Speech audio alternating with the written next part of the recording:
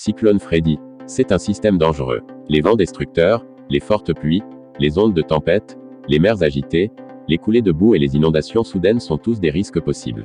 Tout d'abord, si vous n'êtes toujours pas abonné à notre chaîne, abonnez-vous rapidement pour ne pas avoir à rechercher nos vidéos, merci. Freddy est situé à 83 km à l'est de l'île d'Europe et s'est déplacé vers le nord-ouest à 13 km/h, 7 nœuds au cours des 6 dernières heures. Freddy devrait se diriger vers le nord-ouest le long de la bordure nord-est de la dorsale subtropicale au cours des 3 prochains jours. Le système touchera terre au Mozambique dans environ 3 jours et devrait ensuite ralentir et tourner vers l'ouest-nord-ouest avec un mouvement quasi stationnaire possible en raison d'influences de direction concurrentes. Freddy devrait s'affaiblir progressivement au cours de la période de prévision à mesure que les températures de surface de la mer se refroidiront légèrement.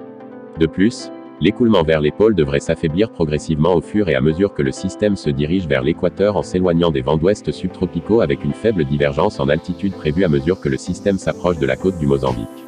Les conseils du modèle déterministe sont en bon accord avec un étalement de 139 km dans les solutions à 3 jours, donc une confiance élevée dans la trajectoire de prévision du JTWC au cours des 3 prochains jours. Bien que l'ensemble ECMWF montre une plus large gamme de solutions, il prend généralement en charge le scénario de trajectoire de prévision JTWC.